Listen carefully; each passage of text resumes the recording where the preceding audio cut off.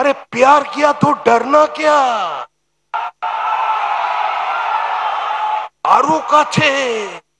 আরো কাছে চলে আসুন। আমরা এক অপার্থিব দৃশ্য, অভূতপূর্ব দৃশ্য দেখলাম দিল্লির মাটি।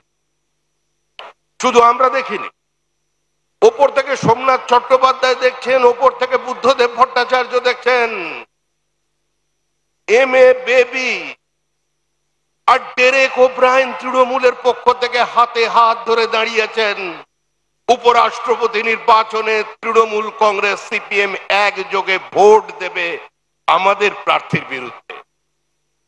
আরে দিল্লিতে নাটক করছেন, পার্লামেন্টকে অচল করে দিচ্ছেন। পশ্চিমবঙ্গে নতুন ন্যারেটিভ তৈরি করে কোনো লাভ নেই। যদি লড়াই করতে হয় সরাসরি নামুন, রাস্তায় আসুন। আরে প্যার কিয়া তো ডরনা ক্যা। আরো কাছে চলে আসুন, হাতে হাত ধরে বলুন, কেন্দ্রে বিজেপির বিরুদ্ধে লড়তে চাই, নরেন্দ্র মোদীর বিরুদ্ধে লড়তে চাই। আমরা তৃণমূল, সিপিএম ভাই ভাই পথে নামুন। কলকাতার রাস্তায় মিছিল করুন মমতা বন্দ্যোপাধ্যায়, কলকাতার রাস্তায় মিছিল করুন মোহাম্মদ সালেম। প্রশ্ন করুন এখানে যারা বামপন্থী আছেন, প্রশ্ন করুন বিমান বাবুকে, প্রশ্ন করুন সূর্যকান্ত মিশ্রকে, প্রশ্ন করুন মদন ঘোষকে। কোন রাজনীতি পশ্চিমবঙ্গের মাটিতে তারা 34 বছর উপহার দিয়েছেন? আমরা শুধু আপনাদের সামনে দাঁড়িয়ে বলতে চাই, ভারী শিল্প ছাড়া পশ্চিমবঙ্গের কোথাও কোনো ভবিষ্যৎ নেই। Today's religion is democracy and today's politics is development।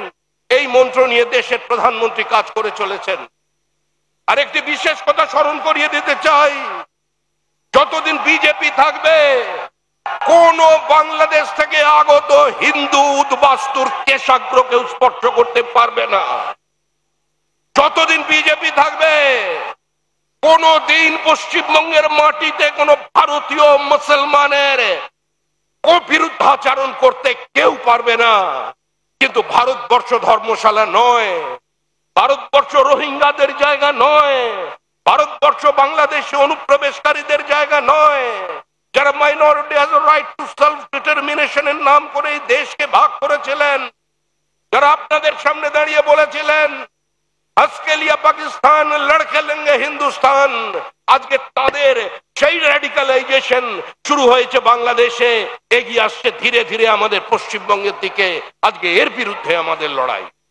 আপনারা সংঘবদ্ধ থাকুন। তৃণমূলের যাবার দিন তৈরি হয়ে গেছে। তৃণমূল যাচ্ছে, তৃণমূল চলে যাবে, তৃণমূলের পরাজয় অবশ্যম্ভাবী। তৃণমূল হারবে, তৃণমূল হারতে পারে, তৃণমূল হারতে চলেছে।